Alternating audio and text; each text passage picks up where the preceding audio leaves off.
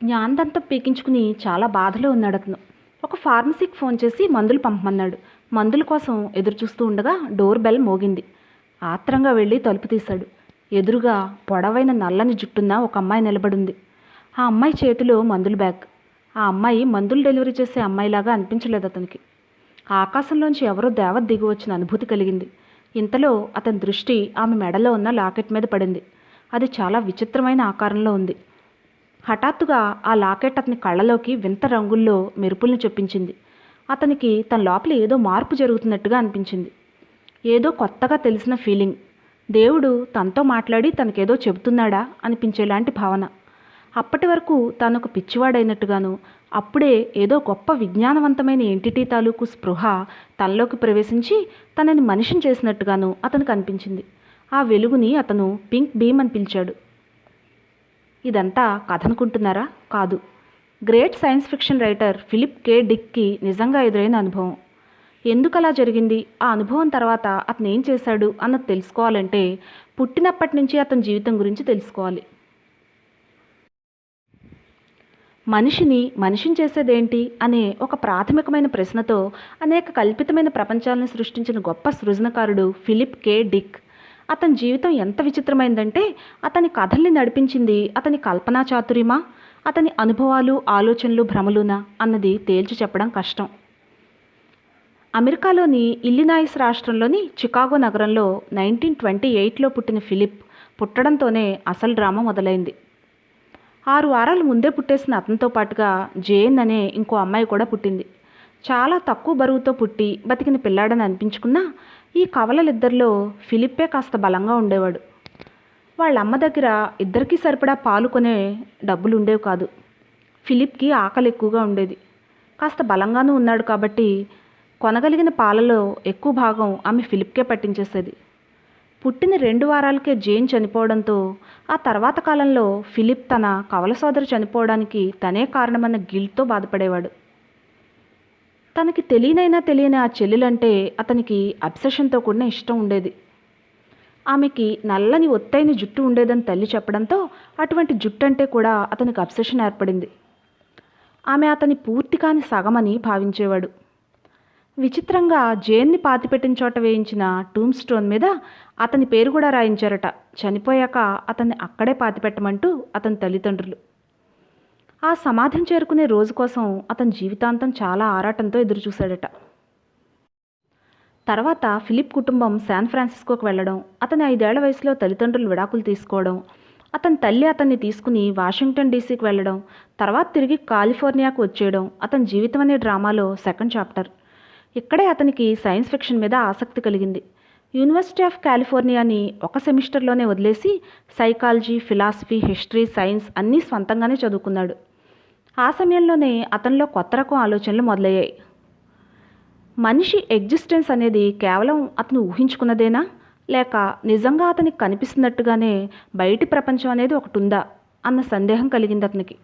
అంటే మనం రియాలిటీ అనుకునేదంతా నిజమని ఖచ్చితంగా ఎలా చెబుతామన్నది అతని సందేహం. కార్ల్ యూయింగ్ చెప్పిన సింక్రోనిసిటీ సిద్ధాంతానికి బాగా ఆకర్షితుడైన ఫిలిప్ తనను తాను పానెంథిస్ట్గా ప్రకటించుకున్నాడు. అంటే ఈ విశ్వమంతా దేవుడిలో ఒక భాగమని నమ్మడం. 20 ఏళ్ల వయసులో జెనెట్ అనే అమ్మాయిని పెళ్లి చేసుకున్నాడు. 6 నెలలు గడవకుండానే ఆమెతో విడాకులు తీసుకున్నాడు.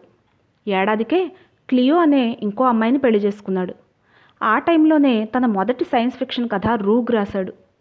ఆమెతో కలిసి ఉన్న 9 ఏళ్లలో అతను చాలా కథలు రాసినా తిరిగి వెనక్కి వచ్చేసేవే ఎక్కువగా ఉండేవి. ఒకరోజైతే వీళ్ళ ఉత్తరాల బాక్స్ దగ్గరికి వెళ్ళి చూసేసరికి పబ్లిషర్స్ తిప్పి పంపిన 17 మాన్యుస్క్రిప్ట్లు కనిపించాయట. మెయిల్ బాక్స్ పట్టక కొన్ని కింద కూడా పడి ఉన్నాయట. పబ్లిష్ అయిన కథలకు కూడా పెద్దగా డబ్బులు వచ్చేవి కాదు. వేరే సంపాదన లేక ఫిలిప్ క్లియోలు చాలా పేదరికంలో గడిపారు. ఒక టైంలో అయితే డబ్బులు లేక జంతువుల స్టోర్కి వెళ్ళి ఆ ఆహారాన్ని కొనుక్కుని కూడా తిన్నానని ఫిలిప్ చెప్పాడు. క్లియో మాత్రం అతన్ని బాగా సపోర్ట్ చేసేది, రాయమని ప్రోత్సహించేది. కథలతో డబ్బులు రావడం లేదని అర్థమై నవలలు రాయడం మొదలుపెట్టాడు ఫిలిప్. అతని మొదటి నవల సోలార్ లాటరీ పర్వాలేదనిపించుకుంది. అప్పటి నుంచి నవలలు రాస్తూ మెల్లగా రచనా శైలిని మెరుగుపరుచుకుంటూ వచ్చాడు. కానీ అతనిలో ఒక విధమైన సైకలాజికల్ డైలమా విచిత్రమైన విషయాల మీద ఆసక్తి ఎప్పుడూ ఉండేవి. ప్రభుత్వం తనని పరిశీలిస్తోందని అనుమానపడేవాడు.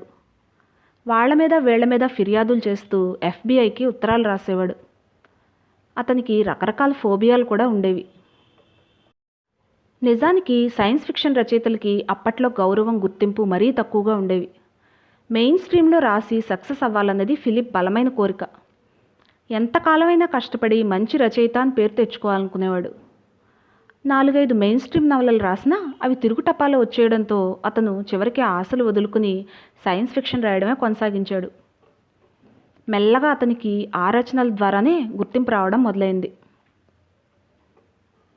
The man in high castle నవలకి హ్యూగో అవార్డు రావడంతో అతని రచనల్ని ఇంకాస్త శ్రద్ధగా చదవడం మొదలుపెట్టారు పాఠకులు, విమర్శకులు కూడా. అలా క్లియోతో పెళ్ళై 9 సంవత్సరాలు గడిచాక అతని జీవితంలోకి ఆన్ అనే ఇంకో అమ్మాయి వచ్చింది. ఆమె భర్త కవి కావడం, పెద్దగా ఏమీ రాయకుండానే అతను చనిపోవడంతో తమ వీధిలోనే ఒక రచయిత ఉంటున్నాడని తెలుసుకుని వాళ్ళ ఇంటికి వచ్చింది ఆన్. అలా ఆన్తో పరిచయం అయ్యాక ఆమెతో అనుబంధం పెరిగి క్లియోకి విడాకులిచ్చి ఆమెనే పెళ్లి చేసుకున్నాడు ఫిలిప్. ఆమెతో కలిసి ఉన్న 6 ఏళ్ల టైంలో అతని దినచర్య చాలా ఒత్తిడితో నిండి ఉండేది. పగలంతా ఆమె జ్యువెలరీ బిజినెస్కి సహాయపడేవాడు. రాత్రులు కూర్చుని రాసేవాడు. పూర్తిగా అలసిపోయాక ఒకేసారి 24 గంటల పాటు నిద్రపోయేవాడు. మెల్లగా వాళ్ళ మధ్య కూడా గొడవలు మొదలయ్యాయి. మాటిమాటికి ఆన్తో గొడవపడి ఇంట్లోంచి పారిపోయి తల్లి దగ్గరికి వెళ్ళిపోయేవాడు ఫిలిప్. ఆన్ వెళ్ళి బ్రతిమాలు తీసుకొచ్చేది. అలా 17 సార్లు వెళ్ళిపోయాడట. చివరికి ఇద్దరూ కలిసి ఒక సైకాట్రిస్ట్ దగ్గరికి వెళ్ళారు. సైకాట్రిస్ట్ని తన వైపు కథతో బాగా ఇంప్రెస్ చేసేశాడు ఫిలిప్. తన భార్యకే పిచ్చని అతన్ని నమ్మించేశాడు. ఆ మరుసటి రోజు అంబులెన్స్ వచ్చి ఆన్ని బలవంతంగా ఎక్కించుకుని తీసుకెళ్ళిపోయింది. తర్వాత ఆ సైకియాట్రిక్ వార్డులోంచి బయటికి రావడానికి నానా తంటాలు పడిందామె. ఆన్ ఫిలిప్లకి ఒక పాప. ఒకసారి వేరే చోట ఎక్కడో ఉండి ఆన్ అక్కడికి రమ్మని ఫోన్ చేశాడట ఫిలిప్. తీరా ఆమె వెళ్ళి తలుపు కొట్టేసరికి చేతిలో గన్తో తలుపు తీశాడట. అది ఆమెకు గురిపెట్టి వెళ్ళిపోమని గట్టిగా అరిచాడట. ఆమె ఏడుస్తూ అక్కడి నుంచి వెళ్ళిపోయింది. ఆ టైంలో సైకలాజికల్గా బాగా డిస్టర్బ్ అయి ఉన్నానని తర్వాత ఆన్తో చెప్పాడట. పెళ్ళైన 6 ఏళ్లకి ఆన్తో కూడా విడాకులు తీసుకున్నాడు ఫిలిప్. ఆ తర్వాత అతనికంటే చాలా చిన్నదైన నాన్సీతో పరిచయం, పెళ్ళి. నాన్సీ సర్కిల్లో చాలామంది డ్రగ్ అబ్యూజర్స్ ఉండేవారు. వాళ్ళందరితోనూ స్నేహం చేసిన ఫిలిప్ వాళ్ళ ఇంటిని ఒక డ్రగ్ ఎడిక్ట్ల అడ్డాగా మార్చేశాడు. నాన్సీకి ఇదంతా నచ్చలేదు. వాళ్లకు పుట్టిన పాప ఇజాన్ తీసుకుని వెళ్ళిపోయింది. ఇక ఫిలిప్ మరింత స్వేచ్ఛగా డ్రగ్స్ వాడుతూ డ్రగ్ అబ్యూజర్లతో, డీలర్లతో ఇంటిని నింపేసేవాడు. అతను చేసిన రచనలన్నీ చాలా వరకు డ్రగ్స్ ప్రభావంతో చేసినవేనని అంటారు. ఈ డ్రగ్స్ కారణంగానో లేక చిన్నప్పటి నుంచి అతనికి ఉన్న తీవ్రమైన క్రియేటివ్ థింకింగ్ వల్లనో హెల్యూజినేషన్స్తోనే ఎప్పుడూ బాధపడుతూ ఉండేవాడు. ఏది నిజం, ఏది కేవలం భ్రమ అని విడదీయలేని దారపు ఉండల మధ్యన చిక్కుకుని కొట్టుమిట్లాడుతూ ఉండేవాడు. 1971లో ఓసారి అతని ఇంట్లో లేనప్పుడు ఇల్లంతా ఎవరో దోచుకెళ్ళిపోయారు. అతని మ్యాన్స్క్రిప్ట్స్ ఉన్న లాకర్ని అయితే చాలా అధునాతనమైన పేలుడు పదార్థాలతో పగలగొట్టి కాగితాలన్నీ పట్టుకెళ్ళిపోయారని చెప్పాడు ఫిలిప్. అదంతా తనకి తానే చేసుకున్నాడని పోలీసులు అన్నారు. ఈ అనుభవాలతో స్కానర్ డార్క్లీ అనే నవల రాశాడు. తర్వాత కొన్నాళ్ళకి అతను ఆత్మహత్యకు కూడా ప్రయత్నించాడు. చివరికి డ్రగ్స్ ప్రభావం నుంచి బయటకు రావడానికి రికవరీ ప్రోగ్రామ్స్లో జాయిన్ అయ్యాడు. మానసికమైన సమస్యలతో బాధపడుతూ తమను అందులోంచి బయటకు తీసుకురావడానికి మనిషి అవసరమైన స్థితిలో ఉన్న ఆడవాళ్ళకి చటుక్కున ఆకర్షితుడైపోయేవాడు ఫిలిప్. 1972లో నాన్సీ కూడా వదిలేసి వెళ్ళిపోతే ఏడాదికి మళ్ళీ టెస్సా అనే అమ్మాయిని పెళ్లి చేసుకున్నాడు. టెస్సా అతని 5వ భార్య. ఆమెతో అతనికి ఒక బాబు, క్రిస్టోఫర్. 1974లో మనం మొదట్లో చెప్పుకున్న పింక్ బీమ్ అనుభవం అయ్యాక ఫిలిప్ చాలా వరకు దాని అర్థాన్ని వెతికే పనిలోనే ఉండేవాడు. దేవుడు తనకి ఏం చెప్పదలుచుకున్నాడో తెలుసుకోవడం కోసం అన్ని మతాల్లోనూ తన అనుభవానికి చెందిన విశ్లేషణ కోసం వెతికేవాడు. అతను తన నవలలో రాసిన అనేక సంఘటనలు తర్వాతి కాలంలో చిన్న చిన్న డీటెయిల్స్తో సహా అచ్చం అలాగే తన జీవితంలో కూడా జరిగాయని చెప్పేవాడు ఫిలిప్. క్రిస్టోఫర్ చిన్న బాబుగా ఉన్నప్పుడు ఏదో అనారోగ్యంతో బాధపడేవాడు. అదేమిటో డాక్టర్స్ కూడా గుర్తించలేని టైంలో కలొచ్చిందని చెప్పి బాబుకి హెర్నియా ఉందని భార్యతో చెప్పాడు ఫిలిప్. డాక్టర్స్ కూడా టెస్ట్ చేసి కన్ఫర్మ్ చేసి నిజమేనని చెప్పి వెంటనే సర్జరీ చేశారు. లేకపోతే క్రిస్టోఫర్ బ్రతికేవాడు కాదట. ఆ సంఘటనతో ఫిలిప్కి నిజంగానే దేవుడు తనతో మాట్లాడాడన్న నమ్మకం మరింత బలపడిపోయింది. చివరికి టెస్సా కూడా ఫిలిప్తో పడలేక 1977లో వదిలేసి వెళ్ళిపోయింది. 1982 ఫిబ్రవరి 17న తన కళ్ళు కనిపించటం లేదని తన థెరపిస్ట్కి ఫోన్ చేసి చెప్పాడు ఫిలిప్. దానికి కూడా ఏదైనా తాత్వికపరమైన వివరణ ఉండే ఉంటుందని కూడా అన్నాడు. వెంటనే హాస్పిటల్కి వెళ్ళమని థెరపిస్ట్ సజెస్ట్ చేసినా వినకుండా ఇంట్లోనే ఒంటరిగా ఉండిపోయాడు. మర్నాడు స్పృహ లేని స్థితిలో నేల మీద పడి కనిపించాడు. డాక్టర్స్ స్ట్రోక్ అని కన్ఫర్మ్ చేశారు. హాస్పిటల్లో జాయిన్ అయ్యాక ఇంకోసారి స్ట్రోక్ వచ్చింది. ఈసారి ఇక ప్రాణాలు విడిచాడు ఫిలిప్. తన కోసం 53 ఏళ్లుగా ఎదురుచూస్తున్న తన కవల సోదరి పక్కనున్న ఖాళీ స్థలాన్ని చేరుకున్నాడు. ఫిలిప్ కే డిక్ తన జీవితకాలంలో 44 నవళ్ళు, 121 కథలు రాశాడు. ఒక్కసారే హ్యూగో అవార్డు వచ్చింది, కానీ ఇతని చాలా నవళ్ళు సినిమాలుగా రూపొందాయి. అందులో ముఖ్యమైనవి Blade Runner, Total Recall, Minority Report. Hugo award వచ్చిన the Man in High Castle నవల కూడా అమెజాన్ వెబ్ సిరీస్గా వచ్చింది. ఇవే కాక Ubik, Valis, Flow My Tears, the Policeman Said, the 3 Stigmata of Palmer Eldritch, Do Androids Dream Electric Ship నవలలు ముఖ్యమైనవి. ఎంతసేపు జీవితం అంతా ఏది నిజం ఏది కల్పన అనుకుంటూ రెండింటి మధ్యన ఉన్న గీతం చెరిపేయడానికి విశ్వ ప్రయత్నం చేసిన ఫిలిప్ని చూస్తే ఒకటే అనిపిస్తుంది.